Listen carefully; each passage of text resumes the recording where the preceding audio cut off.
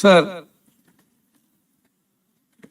ഈ ബജറ്റിന്റെ ഏറ്റവും പ്രധാനപ്പെട്ട പ്രത്യേകത രൂക്ഷമായ ധനപ്രതിസന്ധിയിൽ ഉഴലുമ്പോഴും കഴിഞ്ഞ സർക്കാർ വരുത്തിവെച്ച ബാധ്യതകളുടെ വലിയ കടം പേറുമ്പോഴും ജനങ്ങളെ പ്രയാസപ്പെടുത്താതെ, ജനങ്ങളുടെ തലയിൽ നികുതി ഭാരം കെട്ടിവെക്കാതെ ഈ ബജറ്റ് അവതരിപ്പിക്കാൻ കഴിഞ്ഞു എന്ന് തന്നെയാണ്. അതിശക്തമായ ടാക്സ് ഡ്രൈവ് നടത്തിയും നേരത്തെ പറഞ്ഞതുപോലെ നല്ല ഫിനാൻസ് മാനേജ്മെന്റ് നടപ്പാക്കിയും ഖജനാവിലെ ചോർച്ച തടഞ്ഞും സമ്പദ് വ്യവസ്ഥയെ ഉത്തേജിപ്പിച്ചു. പണം ഉണ്ടാക്കാൻ കഴിയുമെന്നുള്ള ആത്മവിശ്വാസത്തിലാണ് ഗവൺമെന്റ്. ജനങ്ങളുടെ തലയിൽ നികുതി കെട്ടിവെച്ചിട്ടല്ല, അല്ലാതെ പണമുണ്ടാക്കി വികസന പ്രവർത്തനങ്ങളും ക്ഷേമ പ്രവർത്തനങ്ങളും നടപ്പിലാക്കാൻ കഴിയും. വളരെ പരിമിതമായ നിർദ്ദേശങ്ങളാണ് ഈ ഫിനാൻസ് ബില്ലിൽ പറയുന്നത്. ഇവിടെ ബഹുമാനപ്പെട്ട പ്രതിപക്ഷ നേതാവ് ഇന്നൊരു പ്രസംഗം നടത്തി, പോകുന്ന വഴിക്ക് വാക്കൗട്ട് പ്രസംഗം. അദ്ദേഹം പറഞ്ഞു, ഈ ഫിനാൻസ് ബില്ലിലെ ഈ വീര്യം കുറഞ്ഞ മദ്യത്തിന്റെ കാര്യം ഒളിച്ചാണ് കടത്തിയത്. അതുകൊണ്ട് ബിസിനസ് അഡ്വൈസറി കമ്മിറ്റിയിൽ ഇരുന്നപ്പോൾ മനസ്സിലായില്ല ഇങ്ങനെ ഒരു ഫിനാൻസ് ബില്ല് വരും, അതിൻ്റെ അകത്ത് ഇതുണ്ടാവുമെന്ന്. സർ, എന്നാണ് സർ ബജറ്റ് അവതരിപ്പിച്ചത്? ബജറ്റ് 19/6/2026 അല്ലേ? ഈ മാസം 19-ാം തീയതി. ആ ബജറ്റിലാണ് ഈ നികുതി നിർദ്ദേശം വരുന്നത്. ആ ബജറ്റിലാണ് നികുതി നിർദ്ദേശം വരുന്നത്. സർ, എന്നാണ് BSC കൂടുന്നത്? 23/6-നാണ് BSC കൂടുന്നത്. അപ്പൊ BSC കൂടി ഫിനാൻസ് ബില്ലിന്റെ കാര്യം നമ്മൾ അവതരിപ്പിക്കുമ്പോൾ ഈ ഫിനാൻസ് ബില്ലിൽ ബജറ്റിലെ നികുതി നിർദ്ദേശം വരുമെന്ന് അറിയാത്ത ആളാണോ 10 വർഷം മുഖ്യമന്ത്രിയായിരുന്ന പ്രതിപക്ഷ നേതാവ്? ആണോ? ബജറ്റിൽ വരുന്ന നികുതി നിർദ്ദേശങ്ങൾ, നികുതി ഇളവുകളും നികുതി നിർദ്ദേശങ്ങളും ഫിനാൻസ് ബില്ലിൽ വരും എന്നറിയാത്ത ഒരാളാണോ 10 വർഷം കേരളം ഭരിച്ചത്? എനിക്ക് അത്ഭുതം തോന്നുന്നു. എന്നിട്ട് ഒളിച്ചു കടത്തിയെന്ന് ഈ ഫിനാൻസ് ബില്ലിൽ ഈ വിഷയം ഫിനാൻസ് ബില്ലിൽ ഒളിച്ചു കടത്തിയതല്ല, ബജറ്റിൽ അവതരിപ്പിച്ചാണ് ടാക്സ് നിർദ്ദേശം. ഞാൻ അതിന്റെ സാഹചര്യങ്ങൾ ബജറ്റിന്റെ സമാപന പ്രസംഗത്തിൽ ഞാനൊന്ന് പറഞ്ഞു. അത് കേൾക്കാതിരിക്കാൻ വേണ്ടിയിട്ടാണ് വാക്കൗട്ട് ചെയ്യുന്നത് എനിക്കറിയാം. ഞാനത് ഒന്നുകൂടി പറയുമെന്നറിയാം, എന്നാലും റെക്കോർഡിൽ കിടക്കട്ടെ. പറഞ്ഞിട്ട് പോയതല്ലേ. ഈ ഫയൽ ആരംഭിക്കുന്നത് 16/11/2021 അത് കഴിഞ്ഞതിന് ശേഷം ഇവരുടെ സെക്രട്ടറിയുടെ ഒരു കുറിപ്പുണ്ട്. കുറിപ്പ് എന്താണെന്നറിയോ? വീര്യം കുറഞ്ഞ മദ്യത്തിന്റെ ലഭ്യത പ്രോത്സാഹിപ്പിക്കണമെന്ന് ഇക്കാര്യത്തിൽ നിയോഗിച്ചിട്ടുള്ള AP Udayabhanu commission justice Ramendran committee ശുപാർശ ചെയ്തിട്ടുള്ളതാണ്. വിൽപ്പന കേരള സ്റ്റേറ്റ് ബിവറേജ് കോർപ്പറേഷൻ മുഖേന ആയതിനാൽ നിശ്ചിത പ്രായപരിധിക്ക് മുകളിലുള്ളവർക്ക് മാത്രമേ ലഭിക്കുന്നുള്ളൂവെന്ന് ഉറപ്പുവരുത്താവുന്നതാണ്. നമ്മുടെ കാലത്തല്ല, 2021 ആയതിനാൽ ഇത്തരം മദ്യം ജനങ്ങൾക്കിടയിൽ, പ്രത്യേകിച്ച് വിദ്യാർത്ഥികൾക്കിടയിൽ വ്യാപകമാകുമോ എന്ന ആശങ്കയ്ക്ക് അടിസ്ഥാനമില്ലാത്തതാണ്. വീര്യമുള്ള മദ്യത്തെ പോലെ ആരോഗ്യത്തെ കൂടുതൽ ഹാനികരമായി ബാധിക്കുമെന്നും കാണുന്നില്ല. ടൂറിസം, IT മേഖലകളിൽ ഉണർവുണ്ടാക്കുന്നതിനും സഹായകരമാണ്. സർ, ഈ നോട്ട് 4-ലെ ഖണ്ഡിക 4 കാണുക. ഇത് പറയാണ്, ബക്കാടി ഇന്ത്യ, STF ഇൻഡസ്ട്രീസ് എന്നിവ നൽകിയ അപേക്ഷകളും സമാനമായ മറ്റ് അപേക്ഷകളും ഒരുമിപ്പിച്ച് ഖണ്ഡികയിൽ പറഞ്ഞത് പ്രകാരം വീര്യം കുറഞ്ഞ മദ്യത്തിന് വ്യക്തമായ നിർവചനം നൽകി വിശദമായ റിപ്പോർട്ട് അടിയന്തരമായി അവതരിപ്പിക്കുക. നോട്ട് 47 അന്നത്തെ മന്ത്രി MP ഗോവിന്ദൻ ചട്ട ഭേദഗതിയുടെ കരട് അംഗീകരിച്ചു. 25/7/2022 നോട്ട് 63, നോട്ട് 70 കരട് ചട്ട ഭേദഗതി സബ്ജക്ട് കമ്മിറ്റിയുടെ പരിശോധനയ്ക്ക് നൽകാനുള്ള അംഗീകാരം MP ഗോവിന്ദൻ മന്ത്രിയായിരിക്കുമ്പോൾ നൽകി. ചട്ടം രൂപീകരിക്കേണ്ട സാഹചര്യം വിശദീകരിക്കുന്ന കുറിപ്പ് ആരുടെയാണ്? MP ഗോവിന്ദന്റെ കുറിപ്പ്. സബ്ജക്ട് കമ്മിറ്റിക്ക് അയച്ച കുറിപ്പ് ഞാൻ വായിക്കാം. അങ്ങ് ഉണ്ടായിരുന്നു കമ്മിറ്റിയിൽ. സമൂഹത്തിൽ വർദ്ധിച്ചു വരുന്ന മദ്യാസക്തി കുറച്ചു കൊണ്ടുവരുന്നതിന് ഇപ്പൊ ഞാൻ ഇത് കൊണ്ടുവന്നപ്പോ മദ്യവ്യാപനം ഉണ്ടാവും പറഞ്ഞ ആളുകളാ. ഇതിൽ എഴുതിയിരിക്കുകയാണ്, സബ്ജക്ട് കമ്മിറ്റിയുടെ നോട്ടിൽ എഴുതിയിരിക്കുകയാണ്, സമൂഹത്തിൽ വർദ്ധിച്ചു വരുന്ന മദ്യാസക്തി കുറച്ചു കൊണ്ടുവരുന്നതിന് മദ്യവർജനത്തിൽ ഊന്നിയ ബോധവൽക്കരണ പ്രവർത്തനങ്ങളാണ് സർക്കാർ നടപ്പിലാക്കി വരുന്നത്. മദ്യനിരോധനം പ്രായോഗികമായി വിജയകരമായി നടപ്പാക്കാൻ കഴിയില്ലെന്ന് അനുഭവങ്ങളുടെ ബോധ്യമായതിന്റെ അടിസ്ഥാനത്തിലാണ് മദ്യവർജനം എന്ന ആശയം കൈക്കൊണ്ടത്. സംസ്ഥാനത്ത് മദ്യനിരോധനം നടപ്പാക്കുന്നത് സംബന്ധിച്ച പഠനം നടത്തിയ ഉദയഭാനു കമ്മീഷൻ വീര്യം കൂടിയ മദ്യം ഘട്ടം ഘട്ടമായി കുറച്ചുകൊണ്ട് വീര്യം കുറഞ്ഞ മദ്യ ഉപയോഗത്തിലേക്ക് ജനങ്ങളെ കൊണ്ടുവരണമെന്ന് ശുപാർശ ചെയ്തിരുന്നു.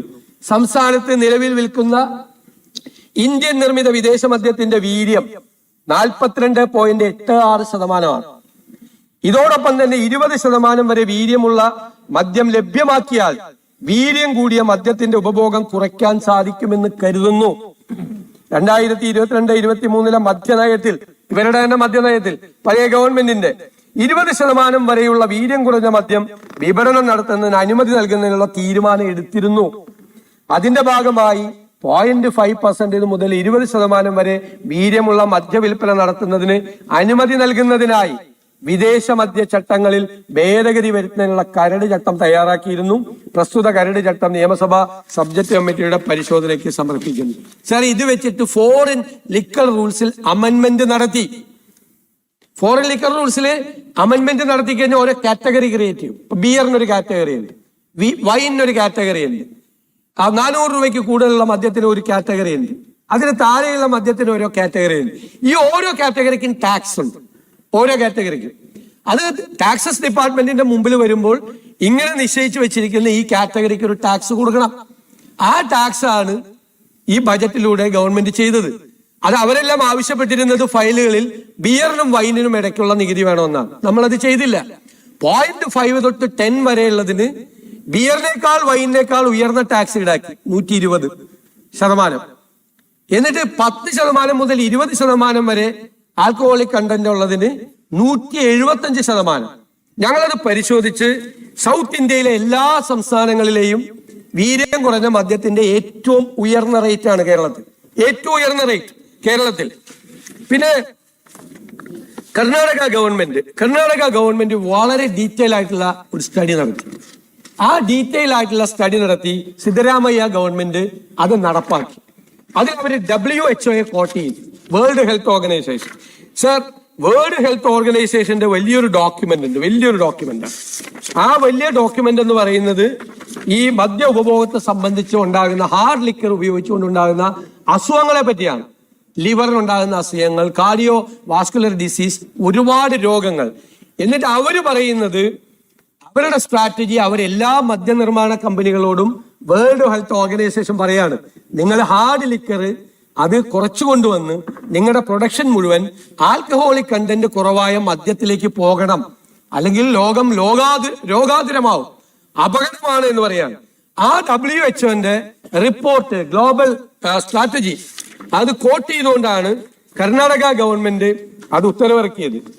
അതിനുശേഷം അവര് മുഴുവൻ ടാക്സ് റീസ്ട്രക്ചർ ചെയ്തു. ഒരു 3 മാസം മുമ്പ് സിദ്ധരാമയ്യ ഗവൺമെന്റ് വീര്യം കുറഞ്ഞ ആൽക്കഹോളിക് കണ്ടന്റ് കുറഞ്ഞ മദ്യത്തിന് കുറഞ്ഞ ടാക്സ്, അവര് ബിയറിന്റെ കുറച്ചു, വൈനിന്റെ കുറച്ചു, വീര്യം കുറഞ്ഞ മദ്യത്തിന്റെ കുറച്ചു, എന്നിട്ട് ഹാർഡ് ലിക്കറിന്റെ ടാക്സ് കൂട്ടി. ഇതൊരു ഇതാണ്. ഇപ്പൊ ഞാനിത് വളരെ കൃത്യമായിട്ട് പറഞ്ഞു. ടാക്സസ് ഡിപ്പാർട്ട്മെന്റിന്റെ മുമ്പിൽ ഈ കാറ്റഗറിക്ക് ഞങ്ങൾ ടാക്സ് വെച്ചു. പിന്നെ വീര്യം കുറഞ്ഞ മദ്യം കേരളത്തിൽ വിൽക്കണമെന്ന് തീരുമാനിക്കുന്നത് UDF സർക്കാരിന്റെ മദ്യനയത്തിന്റെ ഭാഗമായിട്ട് അത് തീരുമാനിക്കും. മദ്യനയത്തിന്റെ ഭാഗമായിട്ട് തീരുമാനിക്കുമ്പോൾ വീര്യം കുറഞ്ഞ മദ്യം വേണ്ട എന്ന് തീരുമാനിച്ചാൽ ഇല്ല, ഇനി വിൽക്കാം, അത് പ്രോത്സാഹിപ്പിക്കാം. ഇപ്പൊ ഈ പറഞ്ഞ റിപ്പോർട്ടിന്റെ ഒക്കെ അടിസ്ഥാനത്തിൽ ചർച്ച ചെയ്ത് കേരളവും കൂടി ചർച്ച ചെയ്യട്ടെ. എന്തിനാ UDF മാത്രം ചർച്ച ചെയ്തത്? കേരളം കൂടി ചർച്ച ചെയ്തിട്ട് ഇനി വേണം എന്ന് തീരുമാനിച്ചാൽ അപ്പൊ ടാക്സസ് ഡിപ്പാർട്ട്മെന്റ് ഈടാക്കുന്ന ടാക്സ് ഇതായിരിക്കും. അത്രയേ ഉള്ളൂ. പിന്നെ ഇപ്പൊ നോട്ടിഫിക്കേഷൻ വന്ന അപ്പൊ തന്നെ ഇത് വിൽപ്പന വരും എന്ന് പറയുന്നതിൽ അദ്ദേഹം ധനകാര്യമന്ത്രിയായിരുന്നാണ് 5 കൊല്ലക്കാലം. എക്സൈസ് ഡിപ്പാർട്ട്മെന്റ് ആണ് ഇതിന്റെ വിൽപ്പന. കേരള സ്റ്റേറ്റ് ബിവറേജ് കോർപ്പറേഷൻ ആണ് മോണോപ്പൊളി. എന്തിന്റെ? ഹോൾസെയിൽ മോണോപ്പൊളിയാണ്. കേരള സ്റ്റേറ്റ് ബിവറേജ് കോർപ്പറേഷൻ അല്ലാതെ കേരളത്തിൽ ഒരു ഏജൻസിക്കും ഇത് വിൽക്കാൻ പറ്റില്ല. അതായത് റീറ്റെയിൽ ഔട്ട്ലെറ്റിലേക്ക്, ബിവറേജിന്റെ റീറ്റെയിൽ ഔട്ട്ലെറ്റിലേക്ക് പോകുന്ന ലിക്കറും ബാറുകളിലേക്ക്, സ്വകാര്യ ബാറുകളിലേക്ക് പോകുന്ന ലിക്കറും പർച്ചേസ് ചെയ്യുന്നത് എവിടെന്നാ? കേരള സ്റ്റേറ്റ് ബിവറേജ് കോർപ്പറേഷന്റെ എക്സൈസ് ഡിപ്പാർട്ട്മെന്റ് കീഴിലുള്ള ബിവറേജ് കോർപ്പറേഷനും എക്സൈസ് ഡിപ്പാർട്ട്മെന്റും തീരുമാനിക്കുകയാണ്. ഇപ്പൊ നമ്മുടെ UDFന്റെ തീരുമാനത്തിന്റെ ഭാഗമായി ഇത് വിൽക്കണ്ട എന്ന് തീരുമാനിച്ചാൽ KSBC സാധനം വാങ്ങൂല, ഇത് കൊടുക്കൂല, തീർന്നില്ല. ഇത്രയേ ഉള്ളൂ. അല്ലാതെ നിയമപരമായി ബാധ്യത വരും, അതുവരെ ഒന്നുമില്ല. വിൽക്കണ്ടെന്ന് തീരുമാനിച്ച വിൽക്കാൻ. നാളെ KSBC തീരുമാനിക്കുകയാണ്, എക്സൈസ് ഡിപ്പാർട്ട്മെന്റ് തീരുമാനിക്കുകയാണ് ബിയർ വിൽക്കണ്ട കേരളത്തിൽ, അല്ലെങ്കിൽ വൈൻ വിൽക്കണ്ട കേരളത്തിൽ. വൈൻ വിൽക്കില്ല, പറ്റില്ല. വീട്ടിലാളുകൾ വൈൻ ഉണ്ടാക്കി വിൽക്കും. അപ്പോ അത്രയേ ഉള്ളൂ. മനസ്സിലായില്ലേ? അല്ലാതെ ചെയ്യില്ല. ഇത് വളരെ ലളിതമായ ഒരു വിഷയമാണ്. ഇത് ഊതിപ്പെരിപ്പിച്ച് ഇത് മുഴുവൻ ചെയ്ത ആളുകൾ ഈ ഗവൺമെന്റിന്റെയും ഈ ബജറ്റിന്റെയും ഗ്രേസ് കളയാൻ വേണ്ടി, പിന്നെ കുറെ ആളുകൾ കൂടി എന്റെ കൂടെ കൂടിയെന്ന് മാത്രമേ ഉള്ളൂ. അത് സാരമില്ല, അത് കൂടിക്കോട്ടെ, അത് എപ്പോഴും ഉണ്ടാവും, അങ്ങനെ ഉണ്ടാവും. അതിലൊന്നും വഴങ്ങുന്ന സർക്കാരല്ല ഇത്.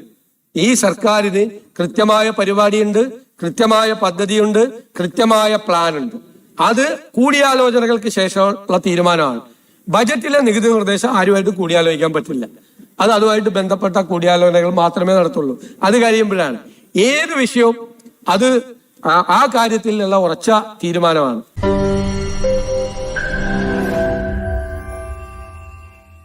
ലോകത്തെവിടെയായാലും ഏത് സമയത്തും 24 വാർത്തകളും ഓഗ്മെന്റഡ് റിയാലിറ്റി പാക്കേജുകളും എക്സ്പ്ലെയിനറുകളും വിശദമായി കാണാൻ ഞങ്ങളുടെ യൂട്യൂബ് ചാനൽ നിങ്ങൾക്ക് സബ്സ്ക്രൈബ് ചെയ്യാം.